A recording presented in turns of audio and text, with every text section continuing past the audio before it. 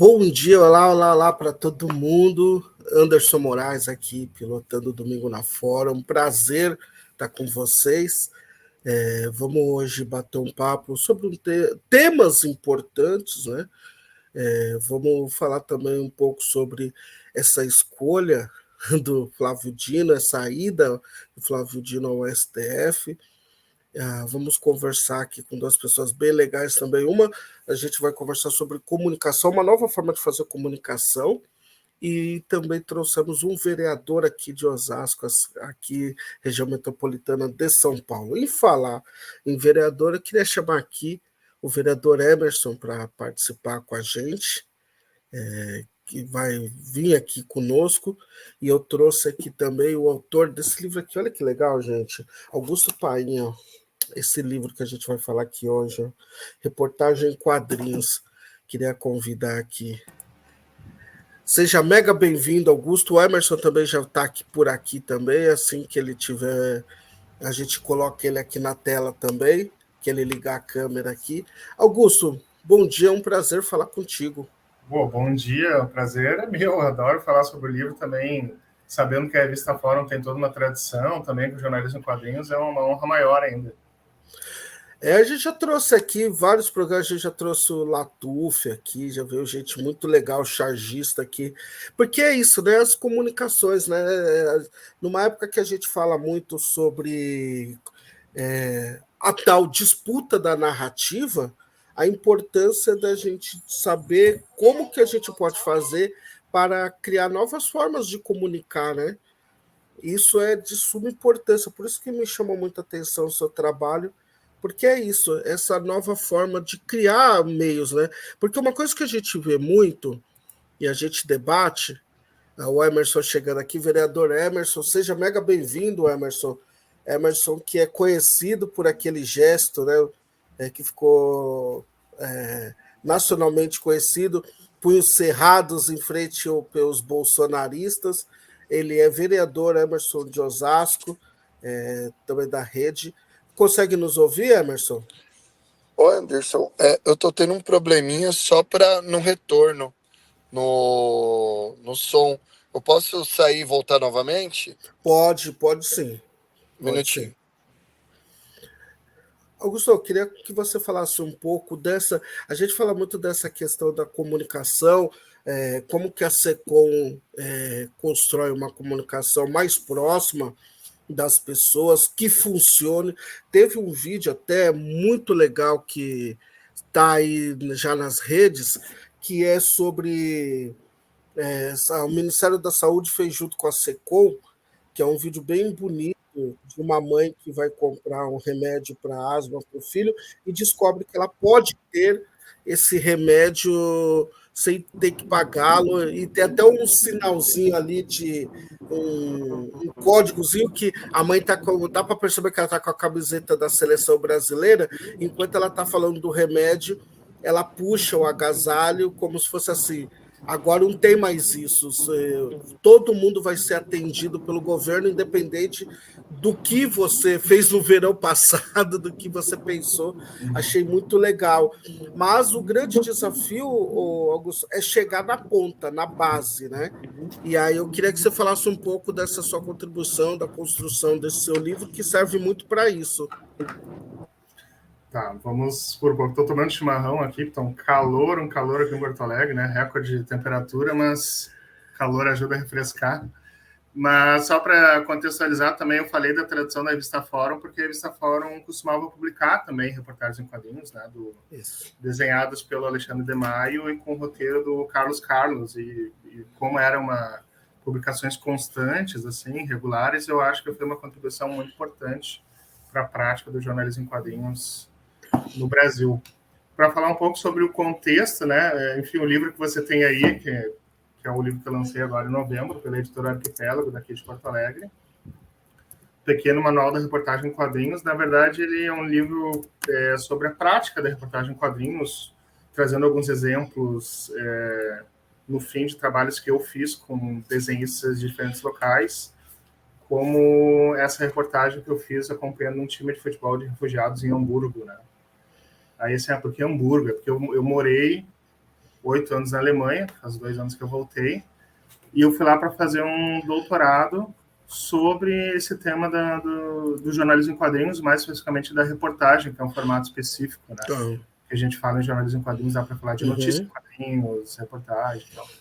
Então, eu acho que eu me especializei na reportagem, e aí, respondendo a outra pergunta, eu acho que é possível trabalhar com formato de quadrinhos de diferentes formas. Assim, ele pode ser um veículo também para facilitar a comunicação, mesmo para divulgar políticas públicas, mas ele também pode ser feito para aprofundar temas, né? Que é o tema que é o formato que eu trabalho da reportagem em quadrinhos. Esse aqui é a minha tese de doutorado, que foi publicada na Alemanha. E, enfim, eu acho que eu gosto dessa ideia também de usar os quadrinhos para popularizar um tema, mas eu também estou pensando no uso mais amplo dos quadrinhos como uma forma de comunicação para diferentes tipos de comunicação também, e que pode ser usado conforme o estilo de desenho, pode ser usado para aprofundar, até para trazer subjetividade a um tema, assim como pode ser usado para divulgar um tema sendo mais objetivo, mais simplificado, né? Eu trouxe aqui, ó, a Fórum, em alguns momentos, ela sempre está publicando material de quadrinhos nas suas matérias, de artistas. Isso é importante, que é uma outra forma de dialogar, e a gente defende, sim, todas as formas que consiga contribuir, né, para que a gente leve a informação para o próximo. Aqui, por exemplo, vou citar eu vi para essa você. estante aí, Então, aí um dos motivos de eu convidá-lo também é porque eu gosto um pouquinho assim de quadrinhos. Nessa casa aqui tem 5.000, e daí tem algumas coisas aqui que até separei aqui, que são coisas muito legais. Por exemplo, para quem não conhece essa obra aqui, ela é originária, ela dá origem ao Big Brother, que todo mundo assiste há décadas aí. Isso aqui é o George Wells, isso aqui é maravilhoso, é do Fido Nest, adaptação e ilustração, é maravilhoso. Ele fala sobre o grande irmão, né?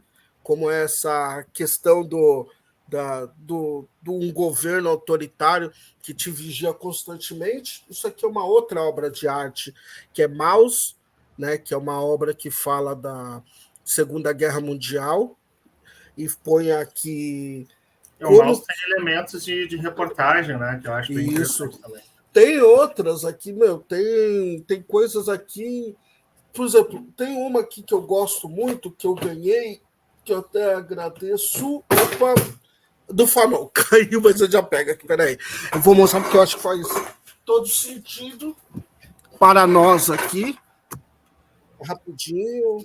É o Franz Fanon, sabe? E é um pedaço do momento que o Fanon encontra com o Sartre. Nesse momento ele faz um encontro com o Sartre. Tem outras coisas aqui muito legais aqui, ó. Quer ver? Acho que eu achei aqui, ó. Justamente isso que eu queria achar. Esse aqui, ó. Isso aqui é um clássico, né? Ele dialoga e ele fala de alguns momentos de como que ele reportou, tem tudo a ver com o seu livro isso.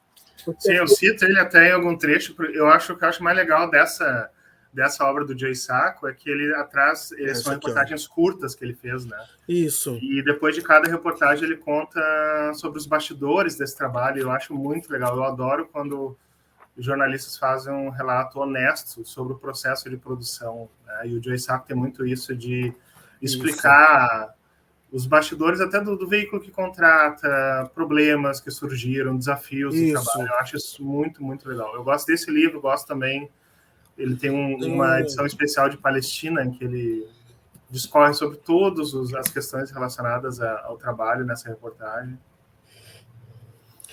Tenho muita coisa sobre livro reportagem em quadrinhos.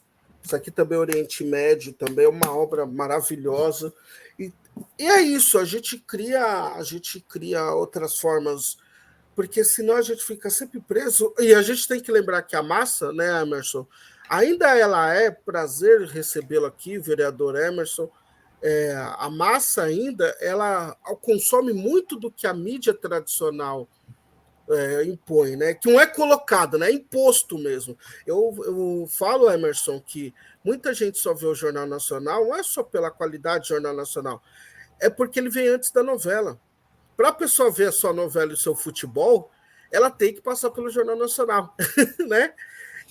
E aí ela acaba tendo que consumir, para ela poder ter a diversão dela depois de um dia de trabalho, ela precisa ter o. Ela precisa ter aí o seu. Passa pelo Jornal Nacional. Então é imposto, né? Não é uma coisa que. Então são 50 anos aí ou mais que as pessoas recebem. E aí eu falo do Jornal Nacional, mas tem as outras. Daí todo mundo copiou isso, né? Você vê que os principais jornais sempre vêm antes da novela, do entretenimento, para quê? Porque que muita gente talvez não viria se fosse depois, né? Seja bem-vindo aí, Emerson, ao nosso papo aqui também. Emerson, que tem uma importância muito grande nesse Brasil de construção, né? Esse Brasil que a gente lutou tanto para ter o mínimo de democracia, né? Não que exista democracia total, porque, como diz o Denis de Oliveira aqui da Fórum mesmo, a democracia não chegou na quebrada, né? Então, a gente luta por uma democracia ainda muito fragilizada, ainda em alguns lugares apenas. Seja bem-vindo, Emerson. Muito obrigado, Anderson. Satisfação, Paim. Quero aqui saudar todas e todos que acompanham a gente também.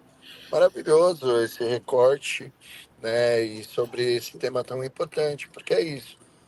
A gente precisa chegar nas camadas, né? Como já diz Mano Brown, né? E foi excepcional ser ele o portador disso, né? É voltar para a base, porque foi a saída da base que levou à eleição, à derrubada da Dilma, a eleição do Bolsonaro, e só foi uma esperança de voltar para a base que trouxe o Lula novamente para o poder. A população periférica, na realidade, não é que ela engole aquilo, é porque é excluída de tudo. E aí, dentro do dia a dia dela, já está colocado isso. Acorda de madrugada, passa o dia inteiro fora, Isso. em subemprego, em transportes precários que dão uma mal condição para eles. E quando voltam para casa, mal tempo há de falar com o filho como foi o dia, de falar com a esposa como foi o dia. E a única coisa que sobra para ele é tomar um banho, assistir a primeira coisa que está na frente dele e consumir aquilo como se fosse verdade. Então a população pobre e periférica, ela é excluída do direito de pensar, do direito de ter a possibilidade de construção de pensamento, porque o dia a dia dela já é baseado nisso, em ela ser Isso. explorada, né, em um subtrabalho, dela estar praticamente 4, 5 horas do seu dia dentro de um transporte público de péssima qualidade, tomando o tempo de vida dela, e quando ela chega em casa, a única interação, entretenimento que vai juntar a família dela é através da televisão. E aí, infelizmente, a televisão sabe disso e coloca o que é mais de nocivo, que é o seu jornal, onde ela fala a sua verdade e não a verdade como ela realmente é, para a população consumir. E é por isso que hoje nós temos inúmeras pessoas, principalmente na periferia, que acreditam e votam no Bolsonaro, que continuam ainda acreditando no Bolsonaro, porque a periferia, ao ter a esperança de trazer Lula de volta ao poder, é de lembrar do que passou com o governo Lula, das coisas boas que aconteceu. E então eles esperam um pouco mais, e tem que ser um pouco mais. Além das coisas boas, tem que ter a população em locais de a população pobre e periférica em locais de poder para criar uma massa crítica e poder da base fazer a construção e, sim, trazer a população para dizer que a gente se sente contemplado por esse tipo de política e a gente vai estar junto com o governo Lula, com os outros elementos, deputados, senadores, vereadores, que pensam também de uma forma progressista, para trazer, sim, a melhoria que a população periférica tanto necessita. Já foi dito, né, que não é que o Brasil deu errado, é um projeto de político, né, para que seja desse jeito. Então você tem uma sociedade que o Emerson resumiu muito bem. E outra coisa que eu queria falar, gente, o Emerson está indo para uma agenda, porque a gente desacostumou de ver trabalhadores na política, né? Porque a gente passou, pai, 4 anos com um presidente que ficava andando jet ski, fazendo motociata. Eu brinco, né? Uma vez até falei aqui, eu recebo aqui muito parlamentar, ainda mais preto e preta, Luana Alves, Mônica Seixas, daí eu sempre conto essa história da Alessi. Eu fui uma vez falar com a Alessi Brandão e ela comentou comigo, falou assim, olha, Anderson, você tá vendo? Todo mundo aqui praticamente no início do ano letivo viajando, indo para a Europa. Eu não posso. Por quê? Meu povo precisa de demanda, tanta demanda que eu não posso me dar o luxo de ficar viajando. E é isso, né? Então, normalmente, parlamentar aqui, ainda mais nessa reconstrução do Brasil, sempre está em movimentação, e para mim não é um problema. É Anderson, isso mesmo. Pode falar, querida. Na verdade, eu interagi também com o Emerson, porque algumas coisas que ele falou me remeteu também. Me lembrei de algumas coisas. Uma coisa que você falou, Anderson, sobre o noticiário, depois a novela, depois o futebol. Curiosamente, na Alemanha, eles têm um sistema diferente, que chama atenção quando você vai lá a primeira vez. Durante jogos da Copa do Mundo, ou jogos de futebol, de uma maneira geral, no intervalo entre o primeiro e o segundo tempo, eles passam o noticiário. É uma coisa estranha, assim, eu já vi em bares, assim, às vezes as pessoas param, realmente, estão vendo os lances, acabou o primeiro tempo, e entra o noticiário, as pessoas estavam comemorando antes, as pessoas ficam sérias assistindo as notícias do mundo. Eu acho muito, muito, muito curioso, assim, muito peculiar, né, que no Brasil, no intervalo, tem que ter repetição daquilo que você já viu, tem que ter o replay, tem que ter propaganda, tem que ter os melhores momentos, né. Me chamou a atenção, assim, não como um julgamento, mas como uma diferença cultural, assim. Então, eu acho que você está levantando um papo aqui que eu ia falar também com o Emerson, que é o seguinte: não tem pensamento crítico a mídia hegemônica, ela não quer que você pense. Eu não quero que ninguém venha aqui concordar com a gente. Eu quero que ela ouça você e o Emerson e ela possa falar assim, olha, uma outra visão. Por que um vota no Bolsonaro e o outro vota no Lula? Por que outros não votam? Eu acho que a maior contribuição é essa, para mim. Que a pessoa tem. Porque quando ela começa a ter pensamento crítico, ela naturalmente ela vai pensar assim: peraí, meu pastor falou que eu não posso tomar vacina, mas ele se vacinou. Só que se eu também não tomar vacina, eu estou vendo que os meus vizinhos estão morrendo.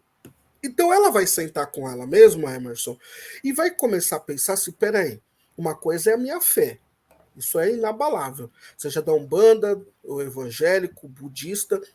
Outra coisa é um homem ditar valores dentro da minha casa, falando que eu não posso tomar vacina.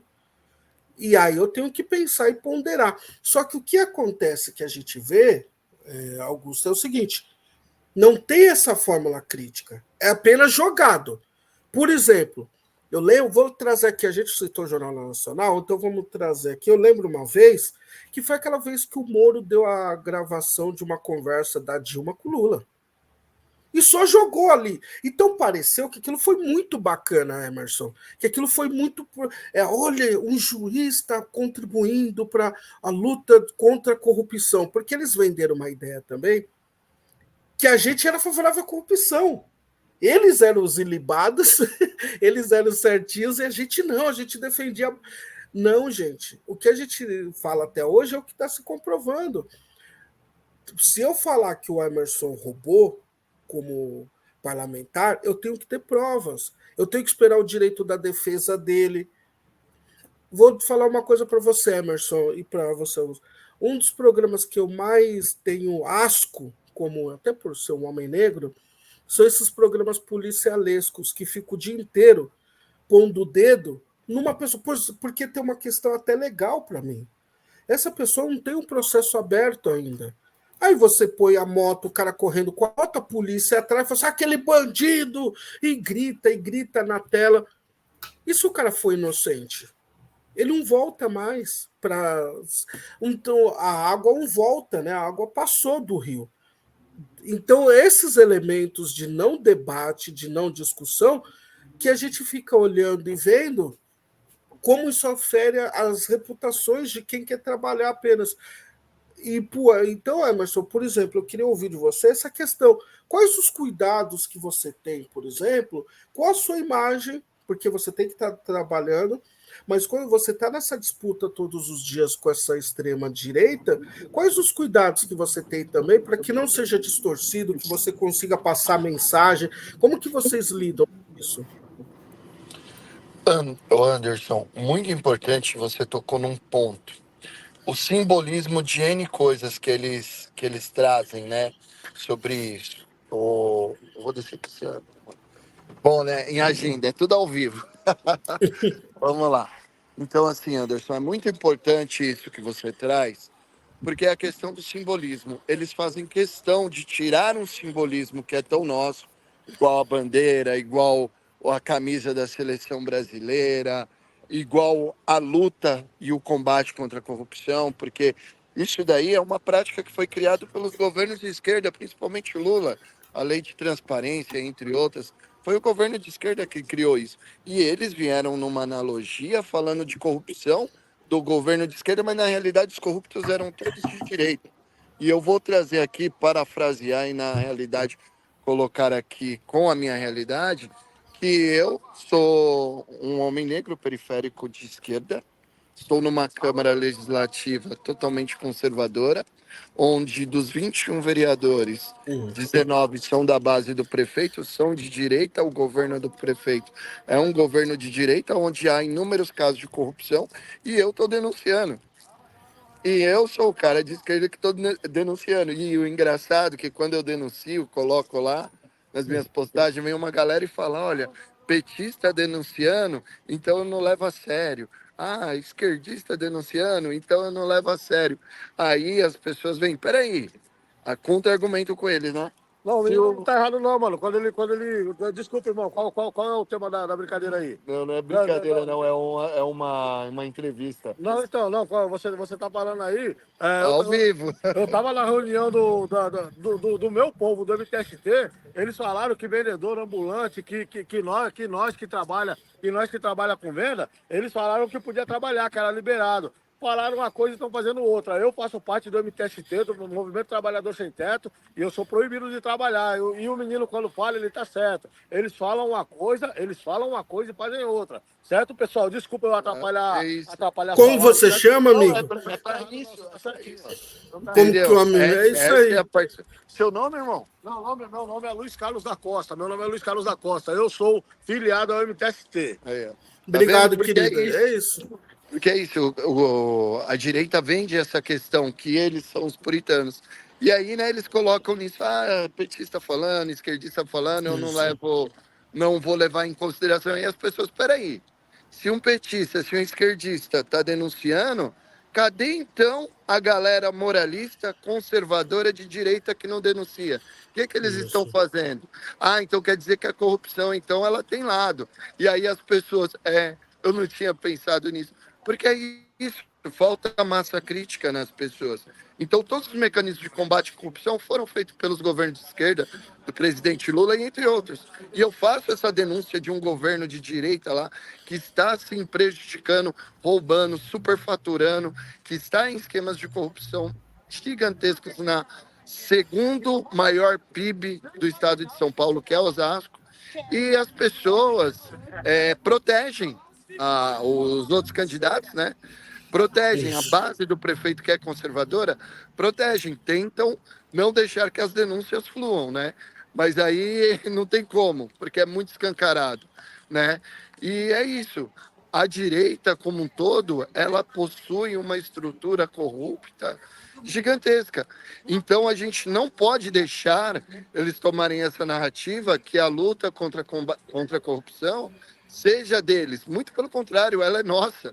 Então, nossa, porque a gente que está na ponta, utilizando as políticas públicas e recebendo o pior tratamento possível, por causa que pessoas de direita estão tirando da gente todas essas ações, todas essas medidas, todas as leis de direitos públicos que a população tanto lutou para ter através dos governos de esquerda. E tem outra coisa, né? O Augusto, tem uma outra, e eu acompanho aqui de perto esses mandatos, em especial das mulheres e negros, que é o seguinte: uma outra arma que eles usam é do ataque à sua figura pessoal também, e fazer de tudo para caçar. A Mônica Seixas agora está aí para ser suspensa, a deputada Mônica Seixas. Renato Freitas passa esse inferno na terra, que é para manter o seu mandato. A Luana Alves vai falar, é interrompida, a Sâmia também, o Emerson tem o caso dele também. Toda semana aqui quase eu trago um parlamentar que está sendo acusado, não é acusado apenas. Eles criam uma situação para te pôr numa situação para te eliminar como político. Eu lembro uma vez, Augusto, que o Nicolas, aquele que pôs a peruca loira, aquele rapaz insuportável, que falou que ia atrapalhar o governo. O que era atrapalhar o governo antigamente? Era nas ideias. Então eu vou votar contra. Não, eles fazem mais que isso. Eles dão feto para o Silvio Almeida. Eles criam uma quinta série numa comissão parlamentar séria. Então eles vão jogando num lugar que, assim, se for debater ideias com o Emerson vai trazer várias ideias baseado na vivência dele, no que o mandato dele está fazendo. Então, isso eles não vão poder fazer, porque a vivência deles é de extrema-direita, conforto, herança, tudo isso. Então, o que eles fazem? Eles tentam criar uma situação que o Emerson seja culpado de alguma coisa. Cria uma culpa no Emerson para que casse, suspenda. É isso que eles fazem. Vamos ver, o Flávio Dino, pouco tempo atrás, pediram pedido de impeachment para ele, daí é para o Silvio Almeida também, e aí querem caçar a Mônica Seixas, é o Renato. Então, eles tratam dessa forma. E a pessoa que está em casa... Peraí, deixa eu ver, quem é esse Emerson? Ele é tão bom assim, ele é tão honesto e agora está sofrendo uma cassação? Por que ele é honesto e está sofrendo cassação? Não é explicado. Daí cabe ao Emerson recorrer às suas redes sociais para se autodefender. É bem difícil. Então, por isso que eu falo que o maior desafio da comunicação, Augusto, é chegar na base. Eu fiquei pensando também sobre o que o Emerson falou, né? De uma periferia também, para quem tanto faz quem está no governo, né, de alguma maneira. E eu acho que isso também parte muito, assim, não vou nem entrar nas questões da direita, que eu concordo, isso já que a falta de autocrítica da direita é uma coisa incrível. Mas até dentro da própria esquerda, assim, porque eu lembro que em 2013, quando houve aquele movimento lá, e o gigante acordou, e eu vi amigos meus que moram na Maré falavam assim, como acordou? Ele nunca esteve dormindo, assim, né? Então, existe uma certa hipocrisia de gente que ocupa um lugar como o meu, por exemplo, de pautar a vida pública a partir do que está acontecendo agora, assim, para mim, para minha vida, sabe? Um exemplo que me chamou a atenção, por exemplo, que eu comecei a andar de bicicleta aqui. Sempre andei de bicicleta, mas desde que eu voltei a morar no Brasil, porque na Alemanha é mais comum andar de bicicleta, eu comecei a pensar sobre isso, quanto que isso virou uma pauta pública, ciclovias e tal, mas o caminho que eu faço, eu vejo trabalhadores andando de bicicleta há muito tempo, porque é de graça. E só que isso só vira uma pauta pública no momento que uma certa classe média baixa, que seja, com inúmeros privilégios, assumem isso como uma política importante, entendeu? Eu acho que isso que gera um ranço da direita, da periferia, eu digo, gera um certo ranço com pessoas que, teoricamente, pensam parecido, mas que têm uma relação só teórica com esses temas. Eu acho que, eu não sei o que o Emerson pensa sobre isso, mas eu acho que a grande dificuldade para mim, por exemplo, é que a gente não tem apenas relações de prestação de serviços com a periferia, mas que tem relações de afeto, né? Isso aconteceu para mim, talvez a primeira vez, quando eu estive no Complexo Favelas da Maré para fazer uma reportagem em quadrinhos, inclusive, com o Mal, um desenho aqui de Porto Alegre. Eu tinha feito uma reportagem antes também para o Itaú Cultural, onde eu conheci a escola de fotógrafos da Maré, por exemplo, fiz amigos, Ratão Diniz, um amigo meu fotógrafo, e foi a primeira vez que a periferia não virou uma coisa teórica para mim, virou pessoas que eu conheço, locais que eu conheço, né? E eu acho que para a maior parte da classe média baixa, a periferia ainda é uma coisa abstrata, por mais que o Brasil seja periferia.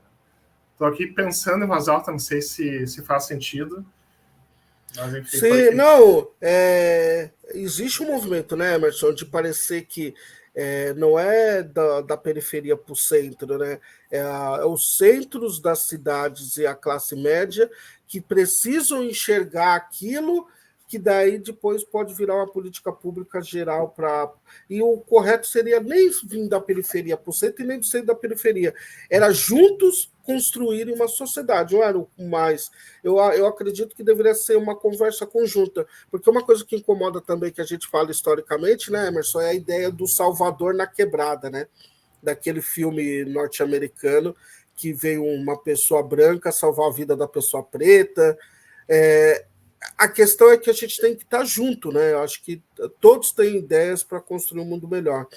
Você está conseguindo ouvir, Emerson? Emerson? Está conseguindo ouvir? O Emerson está nos ouvindo? Está conseguindo ouvir? Está me ouvindo, Emerson? Está me ouvindo? Eu tô ouvindo aqui, é que eu acabei de chegar no evento. Tá. Aí eu vou ter que fazer uns procedimentos aqui para estar entrando. Tem que ir lá. Tá, vou lá. Mas... Pode falar. Pode falar, estou te ouvindo. É que aqui está ficando um pouco difícil para... Tá. Deixa eu... Vamos fazer o seguinte, então. Eu queria ouvir sobre um determinado tema com você, e aí você pode ir para o evento. Eu só queria saber de você, o que você está achando aí da escolha do Flávio Dino, como indo para o STF, como que você viu isso? E na sua despedida, eu queria que você falasse, além do Flávio Dino, como que você... Tem alguma coisa que faltou a gente falar aqui sobre o mandato, sobre como está a sua situação? Fique à vontade. Anderson, cara, sensacional. A gente falar do Flávio Dino é a gente falar de alguém que vai trazer novamente respeito ao judiciário. Uma pessoa incrível, preparada, gabaritada para estar onde está, com grande saber político, né? E é uma pessoa que faz todo um trabalho para a população desde quando ele ingressou na vida jurídica. Ele se baseia, ele se produz sobre a realidade das pessoas. Enquanto governador, foi um cara que atuou muito pela população, pelos professores,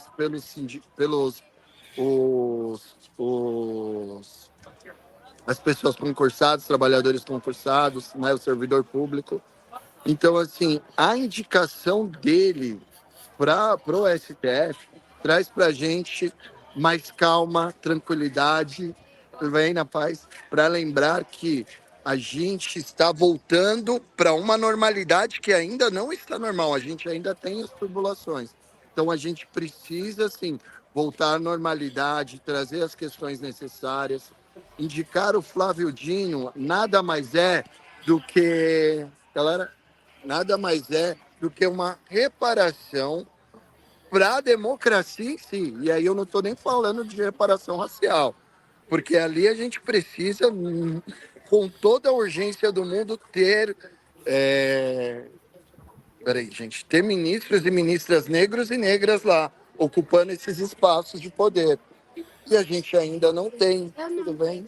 Bom, na paz. Tudo bem, meu amor? Tudo bem? Paz, tudo bem? Tudo bem, gente? Então, a gente, ao indicar o Flávio Dino, a gente está trazendo normalidade de novo para a democracia e para o judiciário. Flávio Dino, a gente falar do currículo dele é a mesma coisa de chover no molhado. É a mesma coisa de chover no molhado. É um cara que tem grande notório saber jurídico, é um cara progressista. Na entrevista dele, ele fala que não vai levar política para dentro do Supremo, mas ele leva a experiência, a bagagem. Obrigado. Então, quando ele se deparar com algum caso, ele vai se deparar olhando o lado do oprimido, não o lado do opressor. E isso é importantíssimo. O Dino, em outras palavras, ele traz para a gente uma esperança de que, dentro do Superior Tribunal Federal, temas que a gente teve até, fomos desolados com o Zanin em alguns temas que ele tratou, a gente entende que com o Dino a gente não vai ter essas dificuldades. O Zanin vai conseguir trazer para a gente essa segurança. Eu concordo. Eu concordo plenamente com você. Acho que a sabatina dele foi incrível também. Emerson, eu queria te agradecer. Muito obrigado aí por ter vindo. Quando precisar, as portas estão abertas aí para te receber. E bom evento para você. E a gente ficar aí nessa torcida que o seu mandato consiga contribuir para Osasco e para todas as pessoas que mais precisam. Certo. Muito obrigado. Ô, Anderson, eu que agradeço, deixar aqui também uma importante reflexão, né? Que é o quanto a gente precisa se aquilombar, aprofundar os saberes dos mandatos progressistas e de luta que nós temos, nos organizarmos em torno deles, fortalecer, porque não é fácil, nós enfrentamos uma luta muito grande contra a extrema-direita, e isso em várias cidades, principalmente nas grandes cidades ao lado de São Paulo. A gente precisa estar, sim, reunido, dando visibilidade, igual você fez, para esses mandatos de luta, para que a gente possa se unir, se organizar e não deixar que eles tirem o mandato das pretas, por exemplo, não deixar que eles tirem o mandato do Renato, não deixar que tirem o mandato do Emerson, porque o que nós fazemos é lutar ao lado do oprimido, e isso eles não querem. Então nós iremos lutar a toda hora, a qualquer momento, pela população mais pobre e periférica. E quero agradecer de novo aqui todos vocês, muito obrigado pela oportunidade, estamos juntos, seguimos em luta.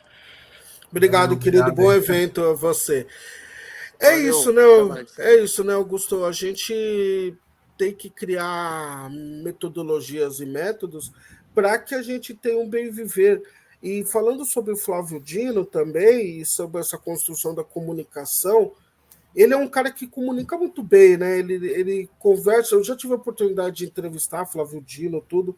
Ele é um bom comunicador, porque a casa já é uma casa conservadora por si só, né? A justiça é conservadora na sua essência. Mas precisamos humanizar os espaços, né? A gente precisa dar um toque de humanização e de um olhar também para quem é o oprimido, né? Eu lembro que um dos votos do Zanin foi falar que o GCM, né, poderia ter direito a ser polícia, né? Te abordar. Na minha cabeça é automático, como homem negro, e vendo meus amigos na quebrada, tudo, é mais uma pessoa armada para poder afrontar o meu corpo, o corpo dos meus iguais. Então a gente precisa de gente que verse sobre esse olhar também. O Dino tem isso, né? Porque é importante, porque a gente tem que ter um olhar, por exemplo, nessa comunicação. O Dino foi muito bem, não sei se você acompanhou a sabatina. Eu vou levantar a mão aqui, hein? Acompanhei de ponta a ponta a sabatina, paguei todos os pecadinhos do mundo. E você vê que tem gente que realmente não tem compromisso com os mais necessitados, né? E aí ele é comum, você vê o filho do Bolsonaro falando sobre alguns direitos de armamento, você fala assim, gente, a gente precisa entender isso. A droga não é só questão do usuário, tem a questão da droga, tem a questão medicinal. Olha quantas pessoas são presas porque está com uma quantidade mínima de droga. A gente tem que discutir. O aborto não pode, né, ser uma coisa, um tabu. Outra coisa que eu quero te ouvir também é a questão religiosa. Acho que a religião não pode entrar nos debates. Ela pode contribuir, mas ela não pode ser parâmetro para discutir aborto, legalização da droga, o armamento. Eu acho que todo mundo tem que contribuir, mas ela não pode ser o pilar daquilo que a gente espera, né? Porque senão você está invertendo o jogo, né? E eu queria te ouvir. Eu acho uma pena não poder continuar conversando com o Emerson. Tinha também curiosidade de saber o que ele pensa também sobre os temas que surgiram. Mas vamos marcar de novo, vamos de novo. Gosto bastante assim, de ter esse diálogo, até porque, acima de tudo, eu sou jornalista, né? Então, para mim é importante assim, tá sabendo o que está sendo discutido nos movimentos sociais, o que está sendo importante, de que maneira, né, eu posso dar alguma contribuição. Eu toquei nesse assunto, que eu acho que para mim é importante, que é essa questão das relações de afeto com pessoas de ambientes diferentes do que a gente circula, do que eu circulo, por exemplo. E eu acho que é mais ou menos também o que você falou, tratando de humanização, né? E eu tento, nos trabalhos que eu faço, seja em prosa, seja com desenhos, aí alguém desenhando para mim, que é esse foco de humanizar, de tentar aproximar a gente do tema, né? Eu fiz também uma reportagem em quadrinhos sobre moradores de rua, com desenhista daqui de Porto Alegre, Bruno Ortiz, por exemplo, em que o foco principal era humanizar. Então a gente mostrou um dia na vida dele, como é a vida dele, né? Porque geralmente a gente passa pelos moradores de rua. Essa não está no livro, mas eu indico ela ali, está no meu site até.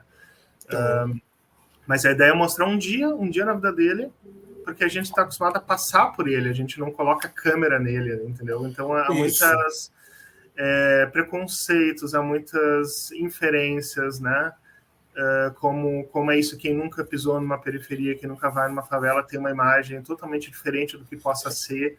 Existe o risco de também nesse viés que você falou também, que é meio festivo, Salvador, né, que vem e acha que vai mudar alguma coisa, não é o ponto. Eu acho que, para mim, é importante apenas estar em contato com pessoas de ambientes diferentes e se permitir essa troca e se permitir também relações de afeto, né, de construir pontes que sejam para além de uma bandeira, que sejam também, eu acho que isso é político, muito político, a gente poder ter amigos de ambientes diferentes e ouvir essas vozes, né? Eu acho que isso que faz a periferia também ter um ranço de pessoas que falam como esquerda, de alguma maneira defendem coisas de esquerda, mas na prática pensam como alguém de direita, né? Isso, porque eu falo bastante sobre a palavra conservadora, né? Você pode conservar direitos à esquerda e à direita, né? É que se colou a palavra conservador à direita, né? Já foi, mas eu conservo algumas coisas em mim, como se você é racista, eu me dou o direito de não querer você perto de mim. Eu tenho um jornal, o Jornal Empoderado, que é um jornal que faz luta racial e periférica. Você não vai estar na redação do Jornal Empoderado sendo racista. Não tem como, é incompatível. E uma coisa muito importante nessa relação que eu vi que eu vi antes de ontem na sabatina do Dino, é que ele se esforçou muito, genuinamente, em querer. Ele é um homem político, isso não tem como negar, mas é não politizar o STF a ponto de entender que ele é um espaço que a gente vamos discutir as questões para, como juridicamente pensando, mas com um toque humanizado. Porque foi politizado. Eu vi uma senadora do agronegócio falando muito sobre queremos, né, um STF que você não politize, não é um fla-flu. Mas é engraçado que tempos atrás, com o Dilma, por exemplo, eles não tinham essa preocupação. Por que agora é preocupante que o Dino está chegando, é preocupante ele está lá por ser comunista? Não, o Dino nunca, até que se prove ao contrário, fez algo. O próprio Brasil, Augusto, ele nunca foi dividido assim, por mais que ele tivesse problemas.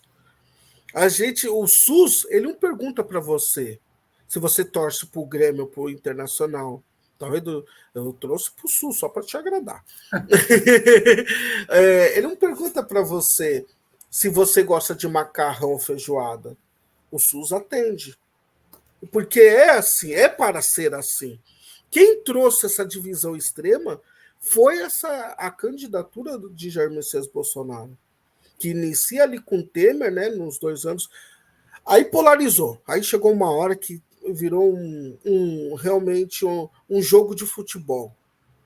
Todo mundo teve erros, eu vejo o erro dos dois lados, mas quem trouxe esse problema foi a extrema-direita, da polarização. E o que a gente precisa vamos discutir a questão de aborto. Eu vou dar uma opinião muito que eu dou a vida inteira. Posso estar errado, mas eu vou te falar uma coisa. Para mim, para discutir alguns temas, a gente tem que ter maioria das pessoas que versam e sofrem sobre aquele tema. Então, aqui no caso do aborto, a maioria tem que ser 90% mulheres. Evangélica, negra, obesa, loira, mulher que tem poder aquisitivo altíssimo, a mãe da preta solo da periferia, porque no final das contas é ela que sofre o maior impacto. Porque quando esse homem vai embora ou esse homem violentou ela, ele desaparece, ele some na vida. E ela que fica normalmente com essa criança ou as crianças. Então, acho que tem que ter uma compreensão desse lugar também.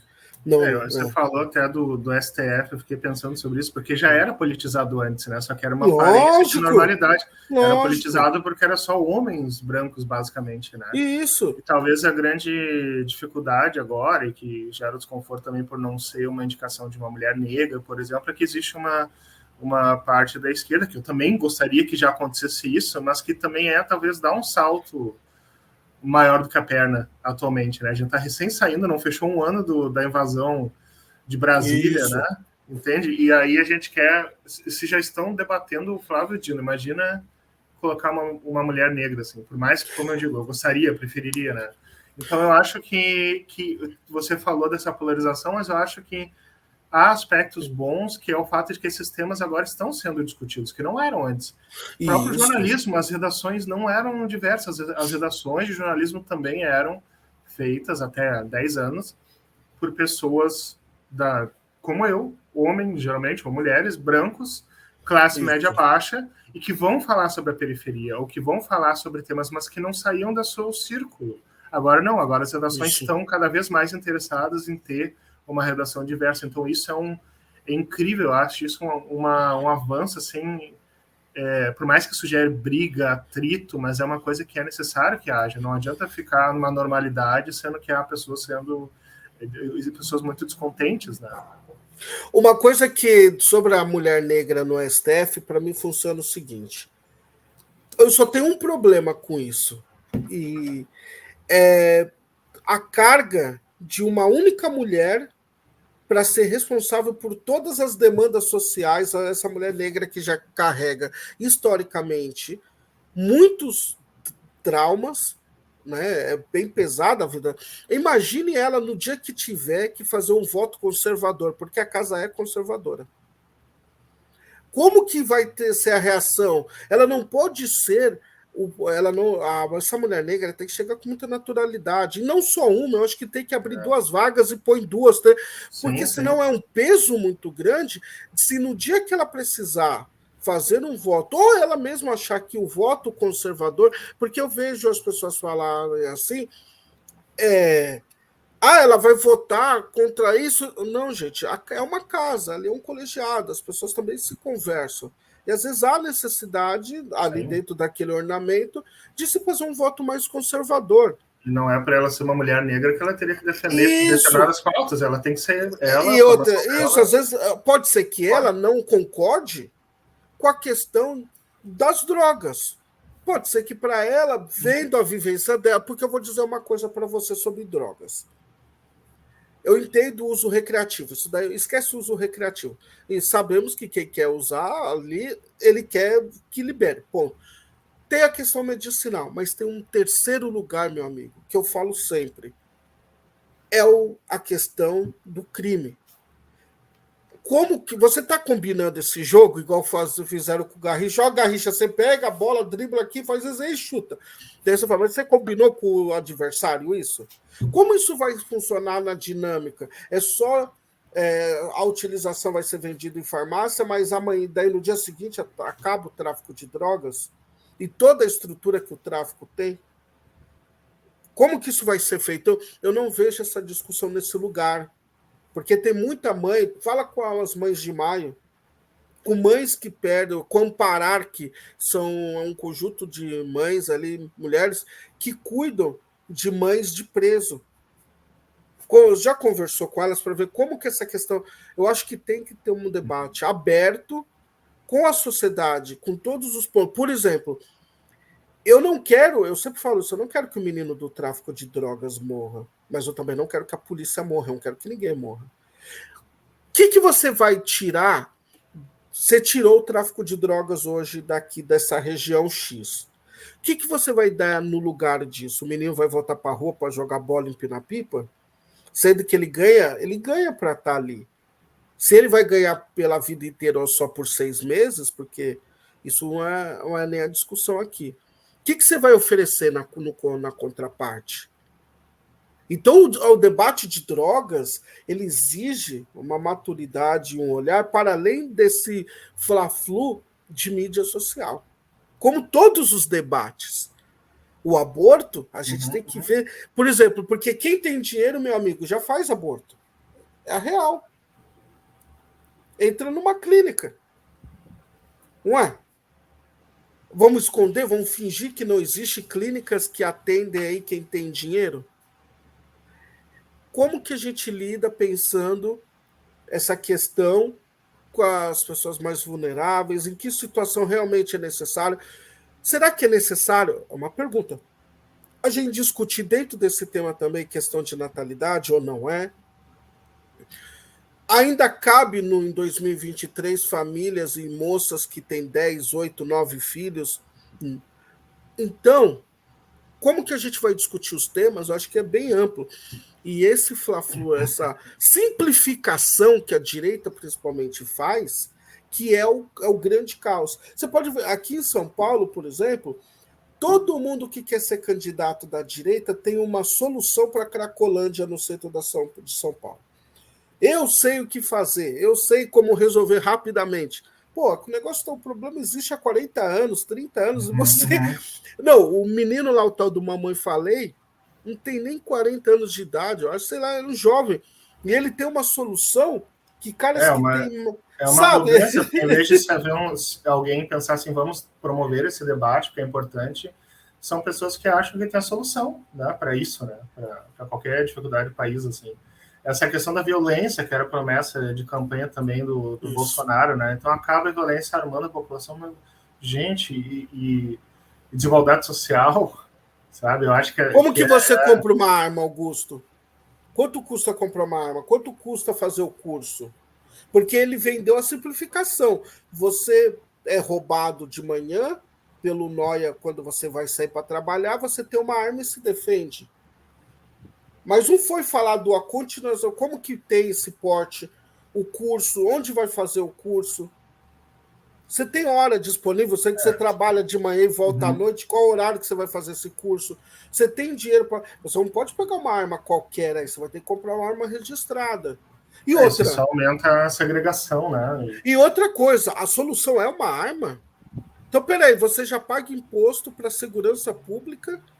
Ao invés de você ter segurança pública no seu bairro, você vai se armar como no Faroeste? Então a narrativa de construção que é feita pela extrema-direita é a simplificação. E sabe que eu estava lembrando agora também de um livro que eu li sobre o PCC, agora não me lembro do autor, vou faltar, talvez tenha que indicar depois, explicando como o PCC funciona num esquema parecido com da maçonaria. Eu tenho isso aqui, ó. Não é esse, depois eu posso olhar aqui. Mas que esse é um texto de sociologia, né? E eu acho que isso é interessante, assim, quando a gente pensa no Brasil numa situação de um assalto, a gente sempre está pensando no ato agressivo da violência, que, obviamente, quem é assaltado sofre com isso. Mas nunca se está pensando no motivo que gera esse assalto, né? Isso. Porque quem é uma pessoa, sei lá, eu, num país em que eu vivo, estar usando roupa de marca, relógio, não é uma ideia popular que eu estou falando, mas um relógio de marca, por exemplo, isso é um ato muito agressivo, tá? Tem um pouco essa ideia que eu estou querendo, não estou querendo dizer, eu estou querendo culpabilizar a pessoa que é assaltada, eu estou querendo humanizar a pessoa que assalta. E esse texto fala sobre isso, por exemplo, como dentro da estrutura do crime, existem pessoas lutando por um espaço, por sobrevivência, né? Então, eu me lembro que ele narra um momento, assim, da primeira vez que uma pessoa que está entrando para o movimento precisa fazer um assalto, de roubar um carro. Então, a pessoa não está querendo matar, não está querendo ninguém, mas a pessoa tem que fazer isso, é uma prova de fogo, tem que fazer um assalto a mão armada. Então, está mais nervoso até que a pessoa que está sendo assaltada por algum motivo, né? Então, seria importante entender essas coisas melhores, inclusive no dia a dia, para lidar com essas situações e não transformar isso, por exemplo, um assalto numa bandeira de direita. Tem que matar bandido, tem que entender o que está acontecendo nesse contexto maior, né? Eu acho isso muito interessante, assim. Mas vamos lembrar também que o Brasil é conservador, né? Então, as ideias conservadoras, elas são absorvidas muito facilmente, meu amigo. Porque a gente tem uma falsa ilusão que porque a gente tem praia com pessoa de biquíni, sabia? Isso faz todo sentido, se você pensar. Tem o funk, tem o desfile com pessoas com roupas pequenas. Parece que o Brasil é libertário, o Brasil é um país... Não, mano, ele é mega conservador, mano. As famílias, mesmo na periferia, você vê como é aceito ideias conservadoras. Anderson, deixa eu só, porque eu achei aqui a referência a pedir um livro que eu falei do Gabriel Feltran, saiu pela Companhia das Letras, se chama Irmãos, uma história do PCC. Eu achei incrível que ele para numa estação de metrô, na entrada de uma estação de metrô, acho que é em São Paulo, se não me engano, e ele observa o movimento. E ele vê duas realidades paralelas acontecendo ao mesmo tempo. Uma do pessoal envolvido com o PCC dentro das diferentes hierarquias e as pessoas que estão circulando ali, né, normalmente. Aí ele fala, por exemplo, de pessoas que estão entre esses mundos. O homem placa, o homem que está segurando uma placa, que é uma pessoa periférica com pouco acesso a recursos financeiros, que optou por não fazer parte dessa rede do PCC. E ele tem que passar por esse tipo de trabalho, tem que sofrer chacota, tem uns pivetes que ficam provocando ele. E ele menciona, por exemplo, uma mulher que está ali intermediando negócios. E aí ele diz assim, que essa mulher, que se não estivesse fazendo isso, ela teria talvez duas opções, que seria ser uma empregada doméstica ou prostituição, dentro das opções que a vida deu para ela, né? Isso não sei o que eu estou dizendo, isso é o sociólogo. E aí a opção que ela tem, que é, digamos, quase ser uma autônoma, uma gerente do próprio negócio, não é visto dentro de segmento de esquerda como uma pessoa feminista, com uma atitude feminista, entende? Então, essas contradições que eu acho, essas cisões que a gente tem no Brasil de ver as coisas, esse livro aí de ver as coisas de uma maneira muito separada, muito segregada, sabe? E de não olhar o outro lado e não haver esse processo de humanização, que está sendo o nosso tema aqui, e de procurar compreender um processo de empatia mesmo, de entender por que acontecem essas coisas, né? Então é muito fácil você chegar lá e dizer assim, pô, tem que acabar com os bandidos, tem que... Ou ver aqui perto de casa tem a Vila dos Papeleiros, que tem um monte de viciados em crack na volta, né? E aí as pessoas chegam lá e dizem assim, aquilo ali é uma sujeira. Mas e para entender o contexto daquilo ali, que não é aquela periferia que causa isso, que é um movimento social, um movimento, inclusive, de gentrificação aqui nessa região chamada como Quarto Distrito, que está tentando fazer uma higienização para montar cervejarias, para montar startups no bairro, entende? É um Brasil, assim, muito segregado, né? E talvez eu acho que o tema que eu posso fazer um pouco da minha conexão desses anos que eu morei na Alemanha é que eu acho que lá essa segregação existe, mas ela é bem menor. Ela tem uma distância muito menor, assim, entre o que é considerado periferia e as pessoas que estão vivendo um patamar financeiro melhor, assim, né? E isso tudo que a gente está falando, no final das contas, a gente quer esse tipo de discussão dentro do STF. E o Dino leva esse tipo de olhar para a gente. É que quando a gente pensa um roubo, eu não sei se você já foi assaltado, eu já fui assaltado. O cara me pôs a arma e levou o celular que estava no painel no carro. É lógico que você fica com raiva na hora, você fica, tomou o que é meu. Mas depois você vai analisando e fala assim, é o tipo de cara que eu luto por ele. O que está errado?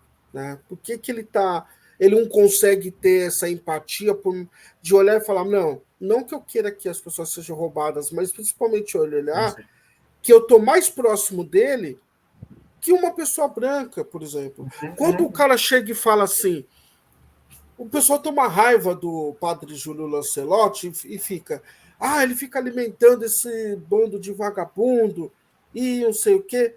uma vez eu vi um cara reclamando com ele que ele estava alimentando um morador de situação de rua, e eu sempre falei isso sempre. Esse cara que reclama, ele está mais perto desse morador em situação de rua do que caras que ele nunca vai ter contato, como está o Lehman, por exemplo. Anderson, você falou que eu penso, é bem isso, assim, não é uma defesa do assalto, na verdade a gente gostaria que não houvesse isso, mas entender por que isso acontece, né? E você falou em raiva, olha o que me dá raiva mesmo, assim, enquanto jornalista especialmente, mas como cidadão.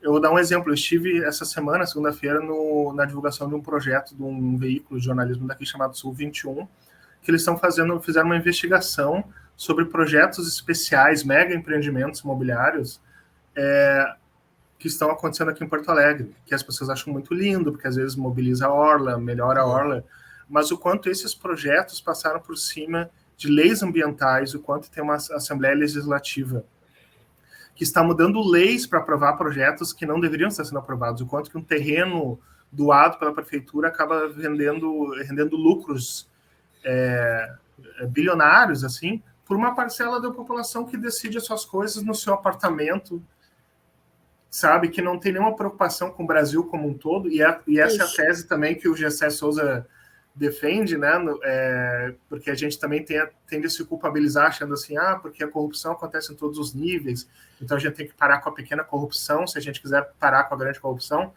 e o Gessé Souza disse assim, isso é uma balela que criaram pra gente, que inventaram pra gente, porque o problema do Brasil é uma elite financeira que usa o Estado como banco pessoal, como banco privado. O Estado mínimo para mim. Vamos pôr aqui nessa tela que as pessoas vão entender. O que essa direita fala é o seguinte: para mim, o Estado é mínimo. Para o Augusto, tem que ser todas as benesses do Estado. Então, para ele lançar o livro dele, ele pega dinheiro do Banco do Brasil e da Caixa, da Lei Rouanet. Da mesma Lei Rouanet onde ele reclama. Aí, quando eu vou buscar financiamento para o Jornal Empoderado ou para Fórum, aí eu não. Eu tenho que me virar, tenho que... E assim, assim que eles pensam a vida, né? Eles pensam dessa forma. Uma porção de pessoas que não representam a sociedade, apesar que nesse sistema foram escolhidos pela sociedade, mas que não representam a sociedade, vão decidir o que vai acontecer com a minha cidade, com o tipo de obra que está sendo feita, com o tipo de transformação, né? É isso em todos os níveis, é só um exemplo, assim. Então, isso eu acho que é o motivo que gera raiva, Anderson. Muito mais do que essa situação. Aí você está falando uma outra coisa que é importantíssima, que é a gente tem que cada vez mais ter gestão participativa. Fala, mas tem que ser na prática. Então, quando é que existe essa gestão participativa? É quando mandatos populares chegam ao poder. Porque quem está lá não quer fazer essa gestão participativa. É real, mano.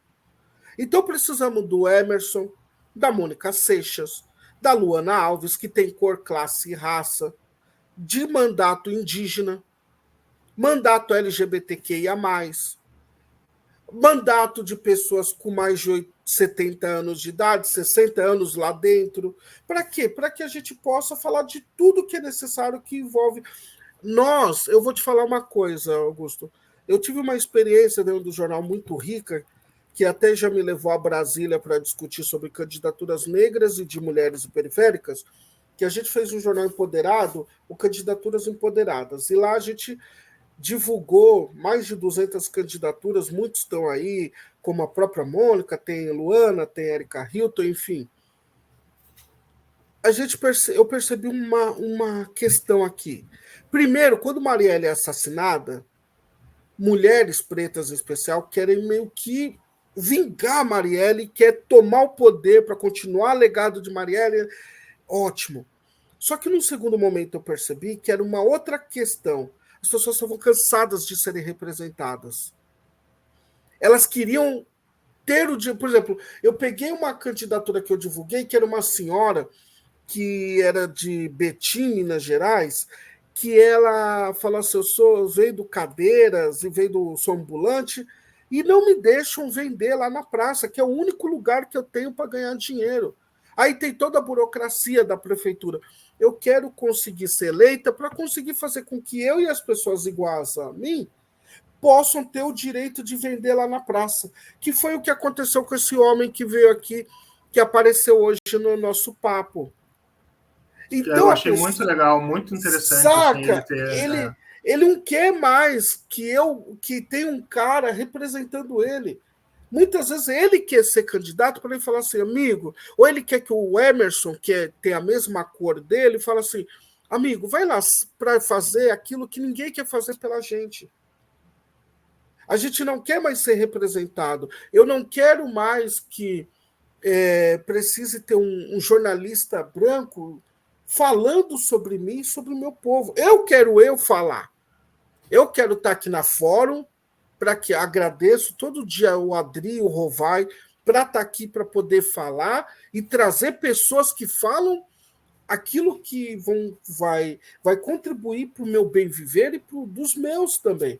O que você traz aqui contribui para o bem viver da população periférica, que é uma nova forma. Eu pego isso aqui e vou debater na quebrada. Agora eu estou falando o que vai acontecer mesmo.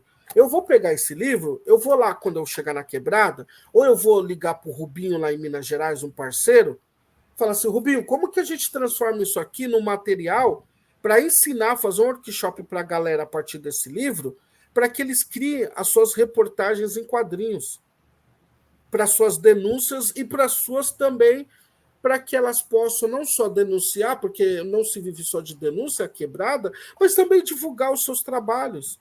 Eu adoraria ir fazer isso. Não, vamos conversar sobre isso, porque isso é estar levando a comunicação na base. E assim, né, Anderson, como eu falei, eu sou jornalista, então, assim, para mim, essas pautas, assim, mais de esquerda, são importantes para mim, independentemente do formato do trabalho, né? Então, esse livro mesmo, das reportagens que aparece como exemplo, é um livro que ensina como fazer reportagem em quadrinhos, mas porque eu também quero profissionalizar a questão jornalística, né, do quadrinho, desse aspecto, que eu acho que é fundamental para mim, assim. Mas uma reportagem... Você é o nosso Joey Sacco. É só porque eu não desenho que nem ele, né? O Joey Sacco, além de desenhista, é jornalista, mas eu fico um grande elogio, eu agradeço muito. Mas sobre quadrinhos, eu posso te mostrar uma coisa? É que eu Sim. sou fissurado por quadrinhos, você está falando. Olha isso aqui, ó. Isso aqui é quadrinho, ó. Ah, é? Isso aqui é quadrinho. Conheço. É uma... Aqui, ó. Vou um baralho, tomar de isqueiro, não de carteira de cigarro, né? Isso. Eu vou tentar abrir aqui. Aí, ó, você tem aqui, ó. Deixa eu ver se dá para ver, ó. Uhum. Todos esses rolinhos, historinhas e quadrinhos. De quem que é isso aí? Eu não conheço, muito legal. Né? Eu comprei no Santos Geek. Eu adoro assim, esses formatos diferenciados também. Smoke, acho muito legal. Smoke mata. Chama Smoke mata. Eu vou procurar. Mas só para complementar, né, Anderson? Por exemplo, no livro tem uma reportagem que eu fiz em Berlim sobre alternativas ao sistema prisional, que foi uma pauta que eu fiz lá com uma desenhista, né? A gente foi ver por que as pessoas acham, bota todo mundo na prisão, que era a pauta do Bolsonaro. Bota todo mundo na cadeia. Meu Deus, qualquer pessoa que visite uma cadeia aqui no Brasil sabe que isso é uma coisa que não existe. Tem um documentário aquele, o Central, que foi feito aqui em Porto Alegre, o Presídio Central. Eu estive no ano passado também para fazer uma reportagem em áudio para um veículo da Alemanha numa APAC, né? Que é o que é considerado o presídio ideal, porque tem a ver com recuperação das pessoas e não com trancafiamento, né? E então fiz uma reportagem sobre isso. Tem essa pauta sobre moradores de rua, tem uma pauta também sobre um prédio em Berlim que está sofrendo, que foi ocupado desde a década de 90 e que hoje está sofrendo pressão, também em função da gentrificação, para ser transformado em apartamentos chiques que vão custar caro, assim, né? Então, essas pautas, digamos, eu uso os quadrinhos para trabalhar esses temas humanizando isso. Eu acho que muita gente que está trabalhando com jornalismo em quadrinhos hoje, não é necessário, não precisa ser assim, mas muita gente está com essa pegada também, né? Como o próprio Alexandre de Maio, que traz temas da periferia com muita frequência nas reportagens em quadrinhos. A Elodângelo fez uma série de reportagens sobre aborto. A Cecília Marins também sobre prostituição. Então, assim, tipo, esses temas sociais estão atrelados hoje em dia com esse uso do jornalismo em quadrinhos, e que eu acho muito interessante, porque não precisava ser assim, isso que a Libertador não precisava. poderia ser jornalismo em quadrinhos conservador, de direita, mas não, é uma galera que está querendo usar o meio para dar visibilidade, literalmente visibilidade, a temas que às vezes não têm a visibilidade que merecem. Né? É isso. Olha, foi um encantador. Eu acho que a ideia é essa mesmo, é criar comunicações diferentes.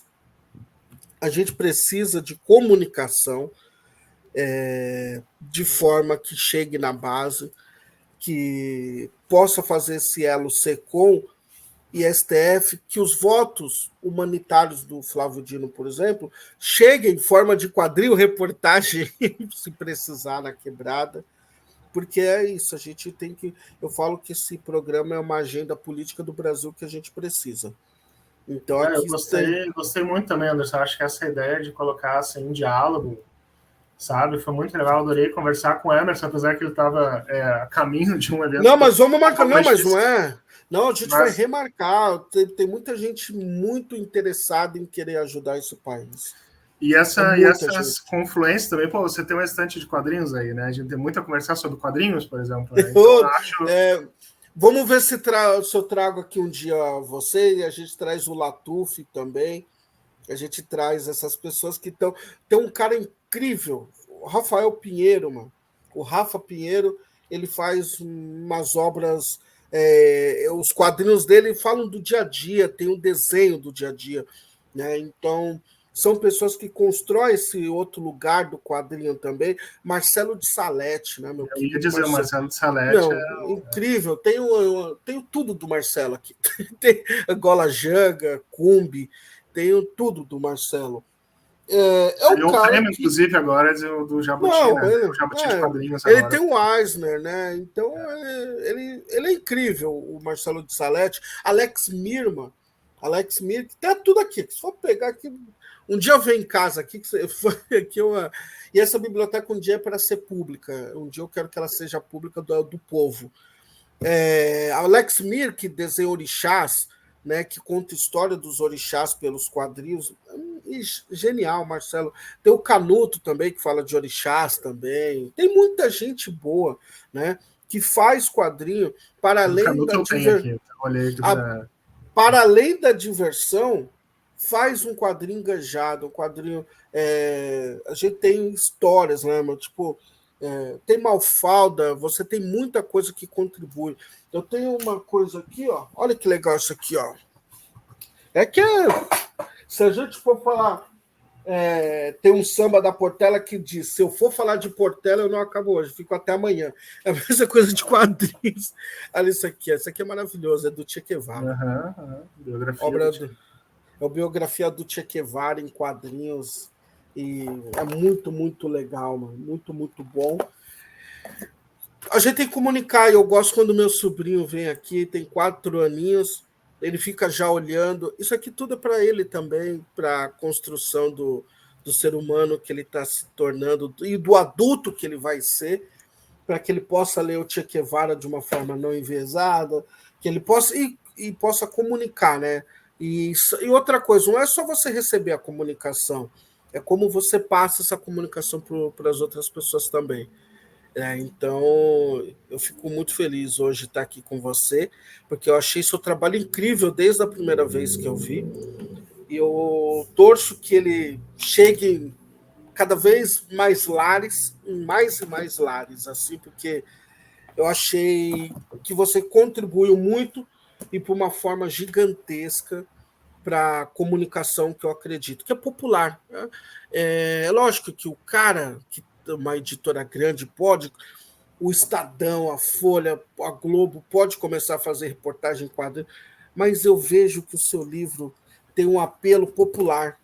Dá para o cara ler isso aqui e falar: meu, eu faço isso na minha quebrada, saca? Eu consigo olhar isso aqui e falar assim: nossa, eu consigo juntar os moleques aqui, ó, o menino ali sabe desenhar, eu sei escrever umas histórias. Eu acho que dá para a gente rodar aí numa impressora aí. Antigamente era mimeógrafo, né? Que legal, Hoje, que legal. E é isso que eu vejo. Eu acho que é a partir desse lugar. Eu queria agradecer muito você por ter vindo, desejar muita sorte, a mostrar o livrinho aqui, ó. esse livro aqui, gente. Quem puder, adquira. Excelente livro. Quero agradecer o Emerson que passou aqui também, o nosso amigo ali, que também do MTST ali, que passou aqui para fazer sua denúncia. E é isso. A gente agradeço você, Anderson, também. Assim, é muito legal falar, e especialmente usar o quadrinho como ponto de partida, poder falar sobre jornalismo, política, sociologia. É muito legal. Adorei, assim, muito, muito legal. Não, você vai vir mais vezes. Você é um cara extremamente bacana. A porta está aberta aqui para você. Como eu digo, não tem porta para. Eu só trago no programa que eu gosto. E aqui você, quando você achar, vamos fazer de novo esse papo sobre quadrinhos e política. Vamos fazer um específico sobre isso, e daí a gente traz aí Latuf, veio o Marcelo de Salete, a gente vê aí, porque a ideia é essa mesmo. Eu quero também, já que estão falando de livro, não é quadrinho, mas eu queria aproveitar o final desse programa aqui. Eu quero falar de um livro que é muito importante também para essa construção do Brasil que a gente precisa, que é esse livro aqui, ó, gente. É um livro incrível, que é o Vozes pela Democracia, que é um livro do meu querido Fernando. Ele é um livro que ele vem de um projeto chamado Direito Já, Fernando Guimarães. E esse livro aqui, ele pegou muitas e muitas pessoas que estavam lutando pela democracia num dos momentos mais pesados que nós tivemos, que foi o governo Bolsonaro, que vem depois do Temer aí. E a gente tem aqui um livro que tem, só para vocês terem uma ideia, olha quanta gente escreveu, 100 pessoas.